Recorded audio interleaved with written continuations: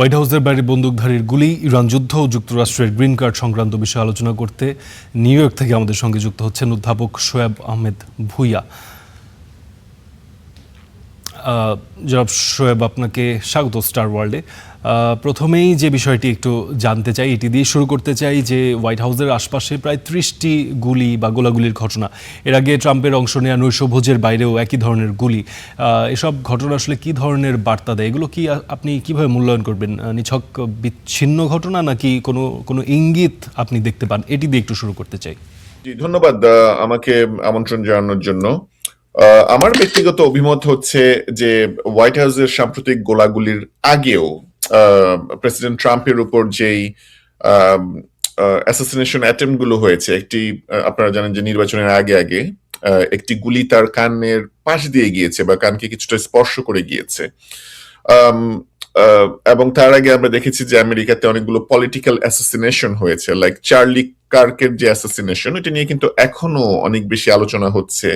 এর পিছনে কারা দায়ী, মোটিভ কি এবং উদ্দেশ্য কি, এগুলো নিয়ে কিন্তু অনেক বেশি ডিসকাশন হচ্ছে। এগুলো অনেকটা আমাদেরকে মনে করিয়ে দিয়েছে 70-এর দশকে যখন জন এফ কেনেডি, আমেরিকার অন্যতম পপুলার প্রেসিডেন্ট, যখন অ্যাসাসিন হয়, তখন যেমন কনস্পিরেসি থিওরি বা এখনো আমেরিকার 2 ভাগ মানুষ বিশ্বাস করে যে অফিসিয়াল যে বক্তব্য জন এফ কেনেডির ক্ষেত্রে নিহত হওয়ার ঘটনায়, সেটি মানুষ কিন্তু বিশ্বাস করছে না।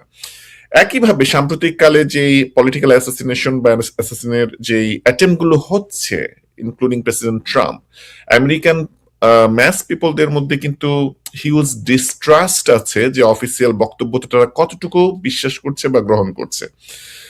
যেমন আপনাকে আমি কয়েকটি উদাহরণ দেই যে আমেরিকার যে সিকিউরিটি হেড তুলসি গাবার্ড, উনি কিন্তু মাত্র কয়েকদিন আগে, 2 দিন আগে রিজাইন করেছেন। এবং তুলসি গাবার্ড রিজাইন করার পেছনে ইরান যুদ্ধ যেমন আছে, তেমনি একইভাবে তুলসি গাবার্ডের আগে তার যে ডেপুটি রিজাইন করেছিলেন মাস 3 আগে, সেও কিন্তু পিয়ার্স মর্গান শোতে বা জো রোগানের শোতে এবং টাকার কার্লসনের শোতে চার্লি কার্কের যে অ্যাসাসিনেশনের ঘটনাটা পুরো আমেরিকাতে আলোচনা হয়েছে, সেখানে স্পষ্ট করে বলেছে যে তাদেরকে, ইন্টেলিজেন্স এজেন্সিগুলোকে সঠিক তদন্ত করতে দেয়া হয়নি, বাধা দেয়া হয়েছে, এবং তারা এইসব হত্যাকাণ্ডের পিছনে ইসরায়েলের হাত আছে বলে মনে করছে।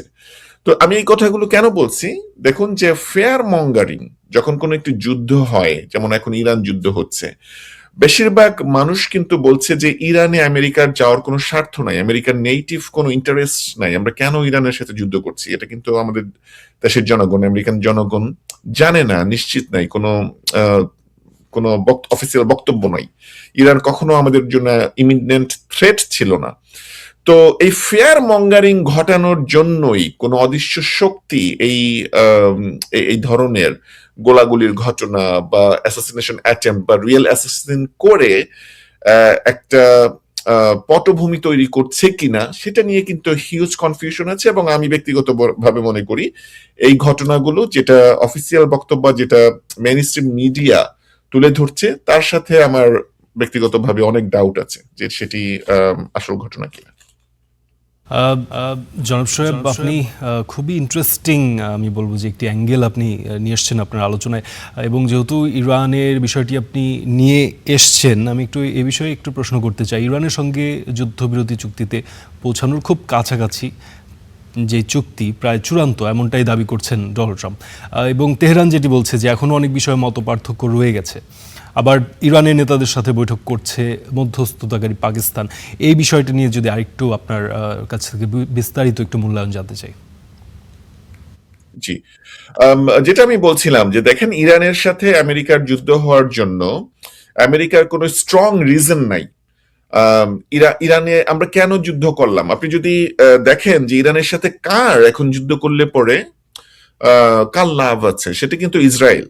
এবং আমেরিকাতে unfortunately Israeli lobby extremely powerful. ছোট একটি উদাহরণ দেই, থমাস মেইসি, রিপাবলিকান কংগ্রেসম্যান, ক্যান্টাকির কংগ্রেস পার্সন, উনি কিন্তু রিসেন্টলি ইরান ওয়ারের বিরোধিতা করেছেন, এবং উনি রিসেন্টলি অ্যাবস্টিন ফাইল অবমুক্ত করার জন্য অনেক বেশি জোরালো বক্তব্য দিয়েছেন। তাকে আনসিট করার জন্য রিপাবলিকান প্রাইমারিতে আমেরিকার ইতিহাসে সবচেয়ে বেশি টাকা ঢালা হয়েছে, ডলার ঢালা হয়েছে, এবং সেটি প্রায় $16 মিলিয়ন। তো এই পুরো টাকাটা দিয়েছে এইপ্যাক, যেটি হচ্ছে ইসরায়েলি লবি, আমেরিকাতে যারা ইলেকশন বাই করে, যদি সহজ কথায় বলতে চাই। এটি ইলিগেল না, বাট এটি আইনের আওতাতেই যারা ইসরায়েলের স্বার্থের বিরুদ্ধে কাজ করে সেই ল মেকারদেরকে আনসিট করে দেয়, তারা যেন রিইলেক্ট না হতে পারে। তার আগে আমরা দেখেছি আমার ফ্রেন্ড নিউ ইয়র্কের ব্রঞ্জের কংগ্রেসম্যান জামাল বৌম্যানকে ইসরায়েল বিরোধিতার জন্য কিন্তু আনসিট করা হয়েছে প্রাইমারিতে। এখন আবার টমাস মেসিকে করা হলো। এই যে আমরা যারা আমেরিকাতে থাকি বা আমেরিকান পলিটিক্সকে ক্লোজলি অবজার্ভ করি, এটা কিন্তু আমাদের জন্য এক্সট্রিমলি বোদারিং যে অন্য একটি দেশের, ইসরায়েল তো আমাদের কোনো দেশ না, তাই না, এটা তো একটা ডিফারেন্ট কান্ট্রি, তো অন্য কান্ট্রির স্বার্থ রক্ষার জন্য আমেরিকার পলিটিশিয়ানদেরকে বাই করা এবং এটা একটা থ্রেট তৈরি করা যে তুমি যদি আমাদের প্রপোজাল গুলোতে কংগ্রেস ওইভাবে ভোট না দাও, নেক্সট তোমার যখন ইলেকশন হবে, এবং কংগ্রেসের ইলেকশন গুলো 2 বছর পর পর হয়, তার মানে কংগ্রেসম্যানরা খুব ইলেক্টেড হওয়ার খুব তাড়াতাড়ি আরেকটা ইলেকশনে চলে যেতে হয়, তাহলে পরে তুমি আর কংগ্রেসম্যান থাকতে পারবে না, তোমাকে আনসিট করে দেওয়া হবে। এই যে ইনফ্লুয়েন্সটা, এটা কিন্তু খুব প্রকট হয়ে এখন চোখে পড়ছে, যেহেতু যুদ্ধ হচ্ছে, মানুষজন, রাজনীতি সচেতন মানুষজন চোখ রাখছে, তারা দেখছে যে যুদ্ধ বিরোধী বা ইসরায়েল বিরোধী, ইসরায়েলের স্বার্থের বিরুদ্ধে যারা বলবে তাদেরকে চাকরিচ্যুত করা, অথবা তারা কংগ্রেস পার্সন সিনেটর হলে তাদেরকে আনসিট করা। এটা একটা বদারিং সাম। এখন আপনার যে অরিজিনাল প্রশ্নটা, যে এই যুদ্ধবিরোধী চুক্তি, দেখেন যে এখানে আমেরিকার সাথে কিন্তু ইসরায়েল আছে, এটা তো ইরানের সাথে আমেরিকা ইসরায়েলের যুদ্ধ। ইসরায়েল কিন্তু কোনো যুদ্ধবিরোধী চুক্তি মানে না, ওদের ইসরায়েলের সাথে এখন গাজাতে যুদ্ধবিরোধী চুক্তি আছে, আজকেও গাজাতে বোম্বারমেন্ট করা হয়েছে। ইসরায়েলের সাথে কারেন্টলি এখন লেবাননের যুদ্ধবিরোধী চুক্তি আছে, আজকেও লেবাননে কিন্তু পান্ডার করা হয়েছে, অসংখ্য বোমা ফেলা হয়েছে। তো এই যুদ্ধবিরোধী চুক্তির মানে কি? ইরান যখন দেখে যে এই যুদ্ধবিরোধী চুক্তিগুলো হচ্ছে কিন্তু একই সাথে বোমা বর্ষণ করা হচ্ছে, এটা মানে হচ্ছে যে যুদ্ধবিরোধী চুক্তি করলাম, ইরান তুমি আর ইসরায়েলে বা হরমুজ প্রণালীতে বোমা ফেলো না, কিন্তু আমরা তোমাদেরকে ঠিকই বোমা ফেলবো যখন ইচ্ছা। তো এই ধরনের যদি ট্রাস্টের একটি সংকট থাকে, তাহলে এই যুদ্ধবিরোধী চুক্তির খুব বেশি কার্যকারিতা থাকে না।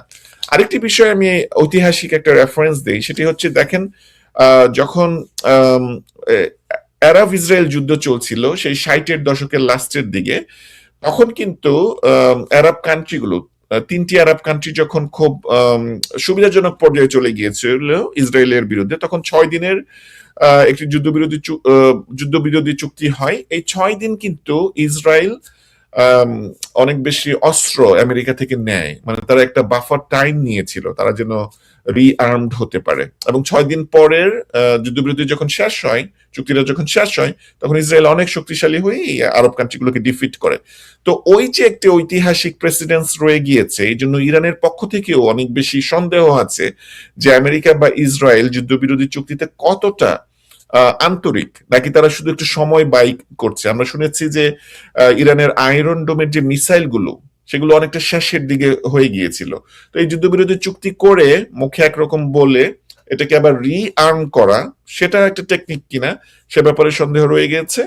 তো যুদ্ধবিরোধী একজন শান্তিপ্রিয় মানুষ হিসেবে আমি ব্যক্তিগতভাবে মনে করি যত তাড়াতাড়ি যুদ্ধবিরোধী চুক্তি হওয়া সম্ভব, আমরা তত তাড়াতাড়ি বৈশ্বিক অর্থনীতিতে এখন যেই মন্দা চলছে এবং সারা পৃথিবীর যে তেলের সংকট দেখা দিয়েছে, সেই সংকট থেকে কাটিয়ে আনার জন্য একটি যুদ্ধবিরোধী চুক্তি অবশ্যই দরকার। বাট আমি একই সাথে এটাও মনে করি যে ইরানের সাথে যুদ্ধবিরোধী চুক্তি করতে আমেরিকা ইসরায়েল কতটা আন্তরিক, এই বিষয়টা যাচাই করার সুযোগ রয়েছে। জি, জনাব শোয়েব, পরিষ্কার আপনি বেশ বিস্তারিত বিশ্লেষণ করেছেন। আমরাও আসলে আপনার আলোচনায় অনেকগুলো বিষয়ে আসলে জানতেও পেরেছি, উপকৃতও হয়েছে। আরও কয়েকটি বিষয় জানার ছিল, যদিও সময় স্বল্পতার জন্য আজকের মতো বিদায় জানাতে হচ্ছে। আপনাকে অসংখ্য ধন্যবাদ আমাদের সঙ্গে যুক্ত হওয়ার জন্য, জনাব শোয়েব।